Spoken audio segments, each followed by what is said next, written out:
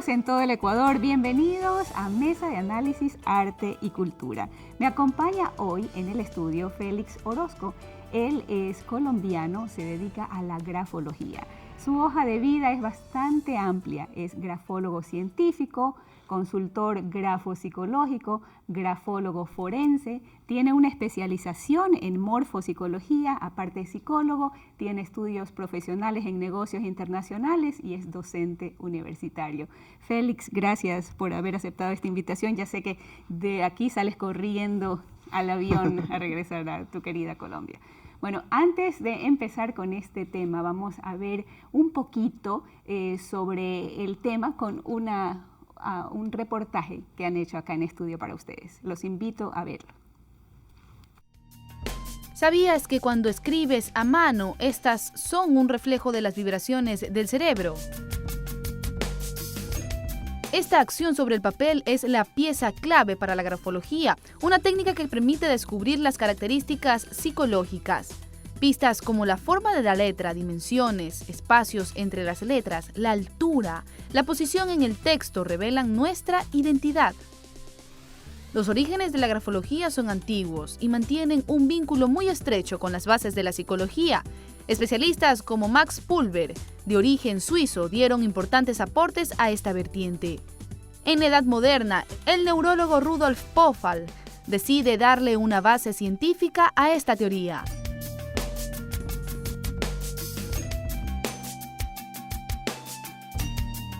En la actualidad, esta especialización es muy utilizada en departamentos de criminalística y principalmente en recursos humanos. En lugares del mundo como España, el 90% de quienes trabajan en recursos humanos hacen uso de esta técnica para analizar la escritura de los aspirantes a un puesto laboral. Alexis Viteri, Mesa de Análisis.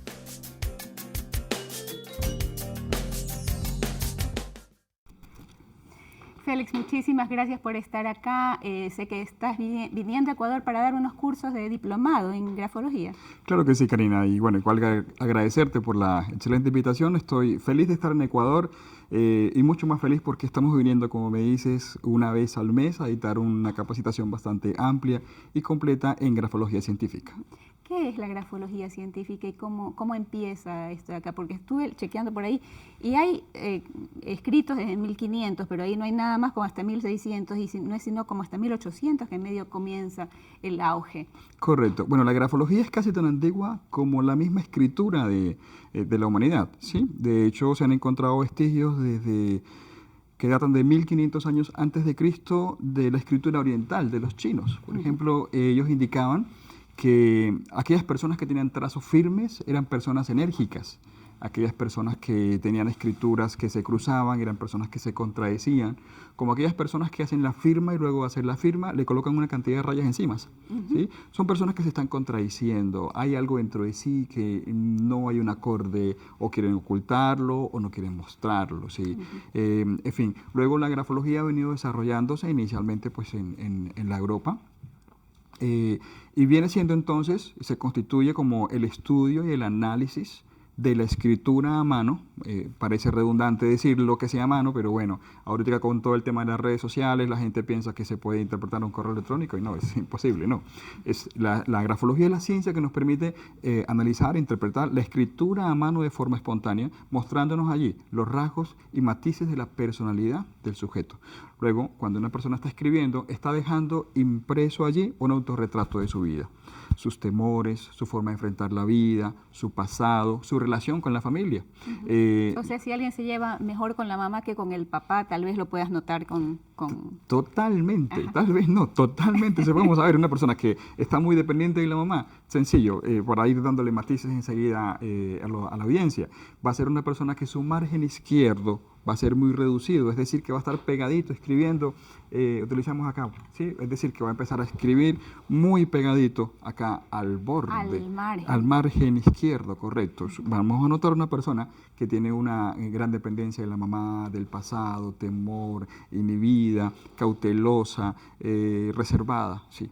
En esa parte, ¿sí? Y si es al papá, entonces va a estar un poquito más distante y acercándose más acá, ¿sí? ¿El tamaño de las letras también tiene que ver algo?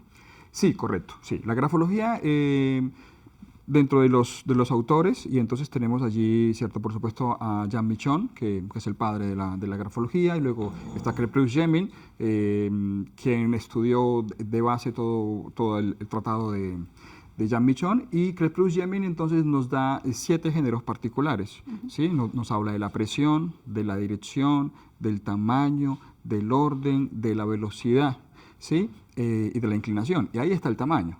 Y cada uno de estos géneros nos da cuenta de un matiz de la personalidad. El tamaño nos habla de la autoestima que la persona tiene, ¿sí? Y lo vamos a medir en los óvalos, es decir, todos los circulitos. O sea, no necesariamente el tamaño de la letra en sí, si es que es más grande o más No, chico, sino que dentro del contexto. Correcto, sí. Ya, sí, porque hay personas que tienen una autoestima grande y sin embargo tú le ves la letra chica, una cosita chiquititita. Correcto, pero sus Ya. óvalos los va a tener grandes. Ah, mira. Qué Porque interesante. no es el tamaño de las ampas o las ambas, es decir, los alargamientos superiores o alargamientos inferiores, como la L o la P. No, son los óvalos, los círculos. Una persona que tenga una buena autoestima la vamos a encontrar dentro de varios aspectos con un tamaño grande. Pero no solamente nos vamos a quedar con un aspecto. De pronto tenemos amigos que son psicólogos, ¿cierto? Hay una corriente psicológica que se llama la Gestalt.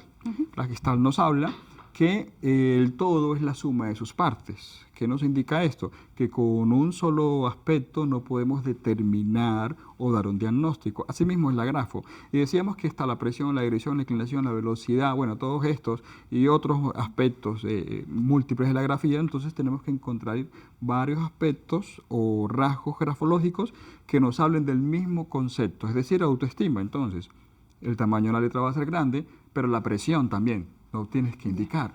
¿Por qué? La presión nos da cuenta de cómo la persona impregna de sí en el mundo.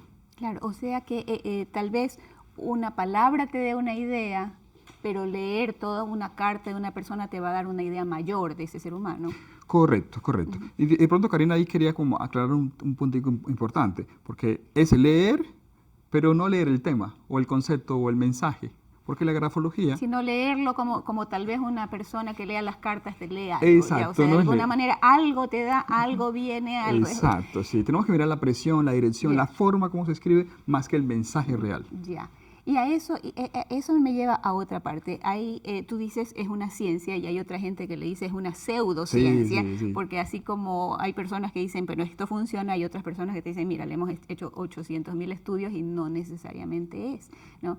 Antes de pasar a esa parte, quería que nos cuentes primero sobre ti. Estudiaste psicología, ahora eres un colombiano que por ahí, si no fuera por el poquitico, no nos dábamos cuenta, ¿no? Porque un colombiano que se suena ecuatoriano, que tal vez suena argentino. Cuéntanos un poquito de tu... Bueno, de pronto sí, me dicen mucho. Mi esposa cada vez que viajo me dice, ya estás hablando argentino, ya estás hablando ecuatoriano, ya estás hablando mexicano. Sí, de pronto bueno, he tenido la maravillosa oportunidad, la bendición especial de poder estar en varios países y bueno, se me cruza el acento.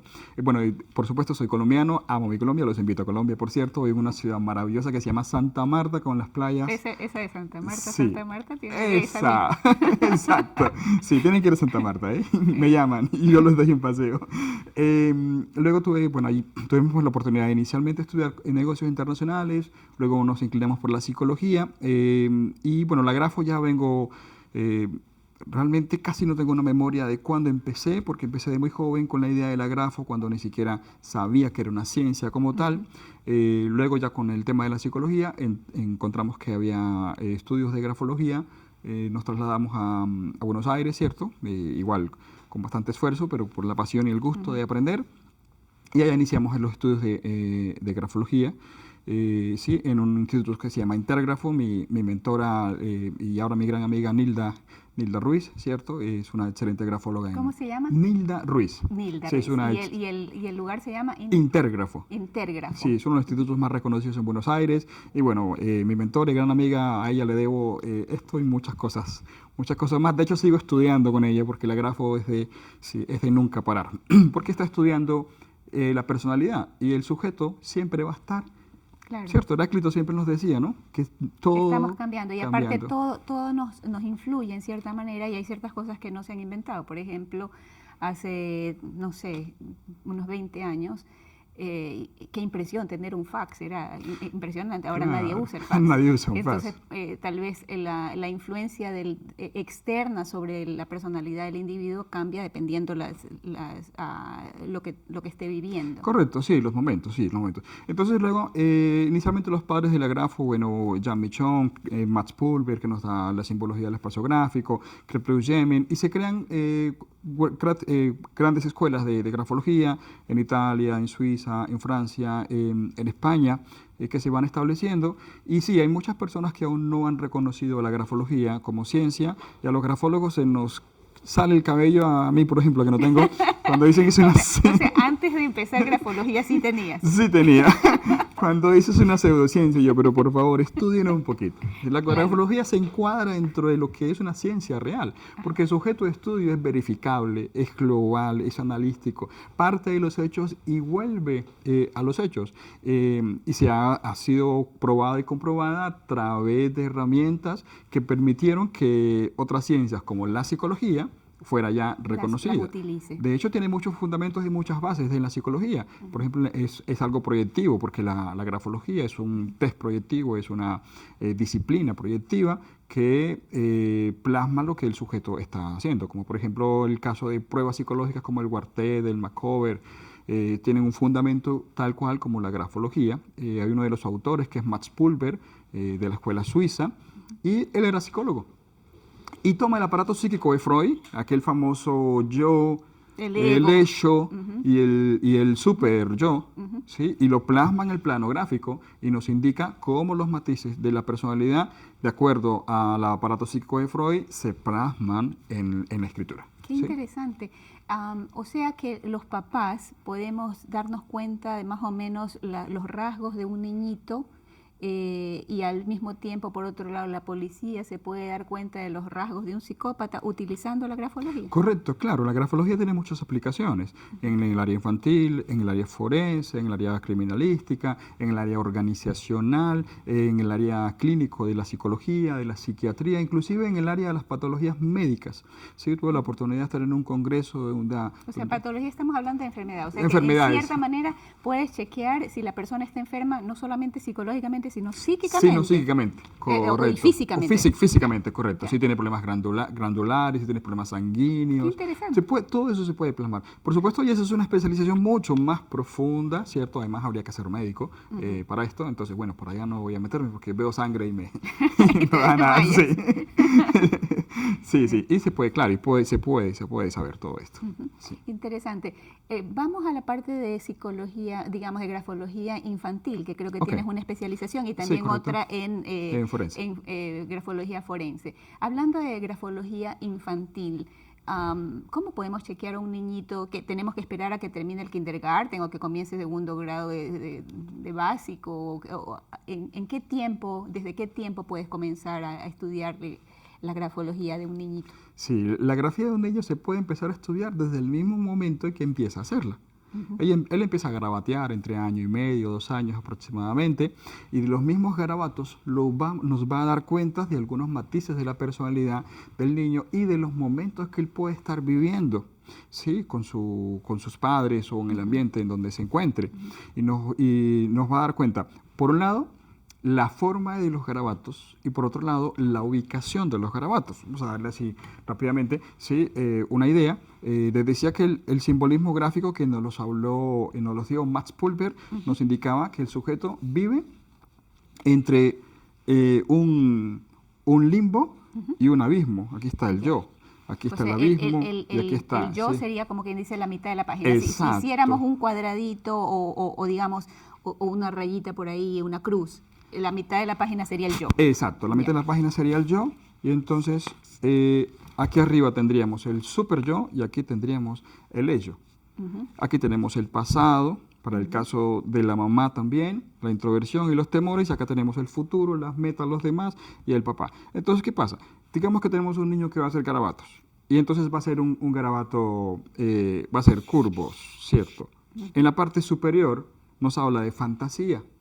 Pero si ese garabato redondo o curvo, en la parte inferior nos habla de glotonería. De que le gusta comer. De que le gusta comer, Ya. fíjate, ¿sí? Si hace rectas acá, ¿cierto? Rectas en la parte superior, razonamiento, chico que razona. Pero si hace rectas acá, de movimiento, chico que se mueve mucho, ¿sí? Entonces, fíjate, los diferentes matices, ¿cierto? Garabatos y la ubicación nos va a dar cuenta de aspectos Y del en un niño. niño supongo que por la proximidad física y psicológica de la criatura a la madre, seguramente va a Va a dibujar estar más marcado. sobre la izquierda. Sí, es normal que lo haga siempre a la izquierda hasta los 2 años. Si después de los 2 años el niño se mantiene en el margen izquierdo, es un niño demasiado dependiente de la mamá e indicaría que psicológicamente no ha hecho una ruptura de Una cordón umbilical. ruptura umbilical. Correcto. Eso me hace acuerdo de algunos ya hombres, 30, 40, 50 años, que siguen conectados con mamá. O sea que Correcto. las esposas podemos ver si nuestros esposos sufren de Sí, mamitis. o sus posibles esposos, O sea, hágalo escribir, primero se lo manda a Félix Claro. Orozco y después decide si se casa o no se casa. Claro, si es un chico que su escritura Ya. hace esto bien pegado acá, bien pegado. Ey, por favor, ¿cierto? Es un chico que Mándelo está al psicólogo dependiendo de la primero. mamá, sí, y podría estar posiblemente teniendo una celotipia, celos, porque está marcado el pasado. Ya. Y si les cuentas de tus exparejas, oh, por Dios, grave error. Grave error, grave Claro, error. está marcado en el pasado. Mira qué interesante, súper interesante, porque hay personas que les chequeamos la vida a los potenciales parejas, ¿no? Pero no los hacemos